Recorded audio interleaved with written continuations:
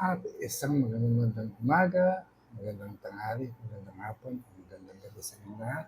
Ngayon ay March 21, 2026 at ika-51st day ng ating 100 day countdown para sa aking 100th birthday. Oh, no, not 100th birthday, kundi 48th birthday. So, konting-konting araw na lang, no? Kung paano natin nagawa ang 50 days, another 50 days ang ating isasagawa. At hindi ko pa rin alam kung ano mangyayari sa mga susunod na panahon.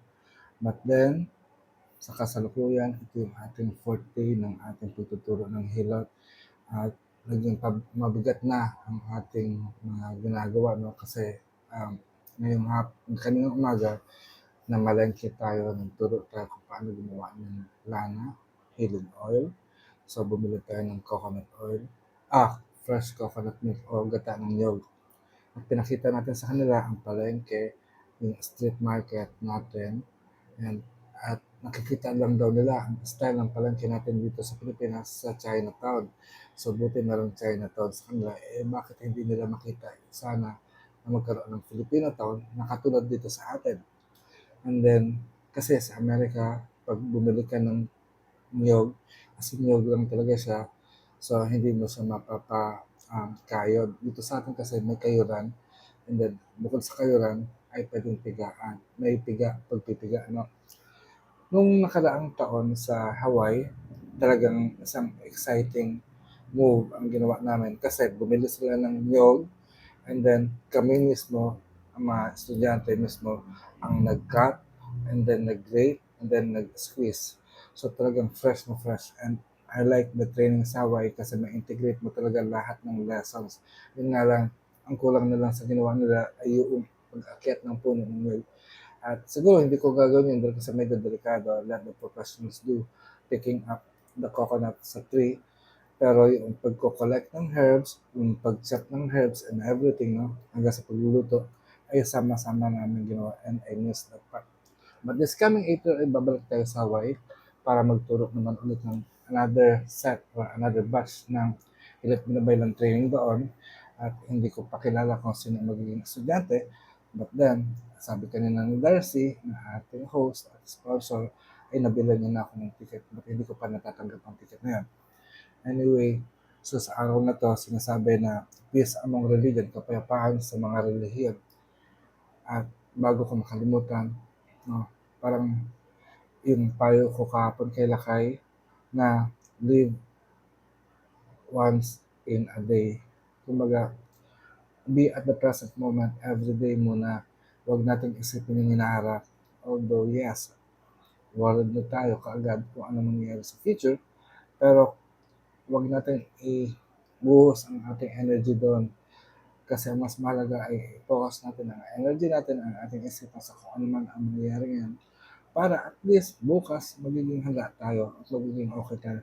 Kasi kung nag-worry tayo para bukas, tapos naapektuhan ang ating araw ngayon, paano tayo magiging okay bukas kung hindi tayo okay ngayon? So dapat we live every day at every day ay okay tayo. No? At tungkol naman sa kapayapaan sa relihiyon, I think religion tends to teach peace among each other. Pero hindi ko lang din alam, hindi na kasi ako masyado nakikialam sa reliyon, na kung ang mga reliyon pa rin ay nakikipagtalo-talo sa isa't isa. Pero kagabi ay isang magandang celebration dahil kasi Eid el-Fitr o katapusan ng Ramadan. At naramdaman ko ang kasiyahan sa mga kapatid natin Muslim kasi may paputik din sila. So technically para isa siyang New Year celebration para sa ating mga kapatid na Muslim. Kaya hindi ko alam kung paano pagbate. Happy Eid el-Fitr sa inyong mga kapatid namin Muslim sa relihiyong Islam. At natutuwa akong makita yung mga kapatid natin Muslim kanina, nakatub pa sila after ng kanilang pagsamba ng umaga.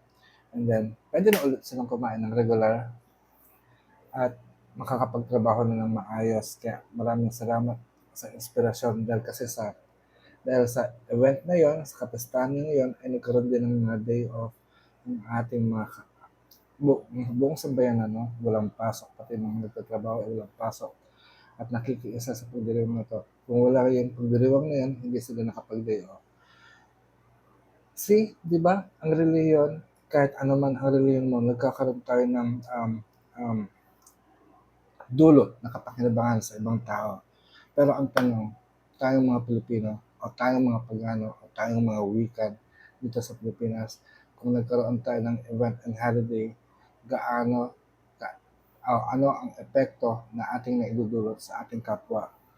But then, wala man tayong generally acknowledge ng ating lipunan, pero tayo bilang mga practitioners, sana magkaroon tayo ng benefit or epekto sa buhay ng mga tao. Not bad, but good, no? Para sa akin, sa gawain ko sa panpanganituhan, ang pagsusulong ng hilot at pagsusulong sa pananampalataya sa katutubong nating mga Diyos at diwata, no, ay isang malaking bagay na magbabalik sa pagkakakilanlan nating mga Pilipino. Ito yung mahalaga eh. We know who we are. If we know who we are, we know where are we going. Kaya nga, lagi kong sinasabi, live at the present moment. Don't worry about tomorrow. Ang mahalaga yung ngayon, masaya ka. At kung bukas, kung ano man mangyari at maging malungkot ka, at least meron kang tatanawin o aalalahanin na naging masaya tayo. At patuloy po rin pinapanalangin ang kagalingan ng bawat isa, lalo na sa Lakay Lubaya Agama. At kung ano man ang problema ninyo sa buhay, sana magkaroon ng kalunasan. And I just want to express, nakikita ko yung kahalagahan ng bawat isa, lalo na na-miss ko yung opportunity na makasama muli sa Gian, Abian, ng ating Hilot Binabaylan alignment student sa San Jose del Monte, Bulacan, kasi nagvo-volunteer siya sa atin para mag-assist sa kung ano man ang ginagawa natin. So gusto ko malaman mo, Gian, na na-miss ka namin. Ganyan din, nami-miss ko rin si Mamang Yoyoy, si Willan, at si Chris. No? At sa bawat isa na naging bahagi ng Hilot Academy of Binabaylan, I miss you all and I hope, no, by 2028, dalawang taon na lang, ay magkaroon tayo ng grand homecoming or reunion sana dito sa Pilipinas. Kung hindi man sa Pilipinas, I will go there in your place at mag-organize tayo ng isang pagtitipan. Pero alam ko kasi medyo mahal pag sa United States. So mas mabuti na lang kung kayo ang pupunta dito sa Pilipinas, hayaan niyo po ako maghanda, mag-prepare kung mag, mag, saan tayo mag-gather. I think we'll rent isang house or dalawang house together para magsama-sama po tayo. Doon tayo magkakainan, magkukwentuhan and everything. Just for 1 week or 1 day or whatever. No? Basta magsama-sama po tayo. So hanggang dito na lang. Maraming salamat sa inyong panonood. At kung nagustuhan niyo po ang vlog na ito, bigyan niyo po ako ng thumbs up. At kung hindi pa kayo nakaka-subscribe, i-hit nyo na yung bell button na yan para maging updated po kayo sa bawat upload ng aking mga video. At baka sakali naman, share nyo rin ang vlog na to, baka merong mga taong gusto mapakinggan kung ano ang mensahe natin na maaaring makatulong sa kanilang buhay. Kaya hanggang dito na lang, ako, ang Apo Adman ng Templo Antonio Luntian ng Gama, nagsasabing, nangyari na, pag-asatin. Paalam.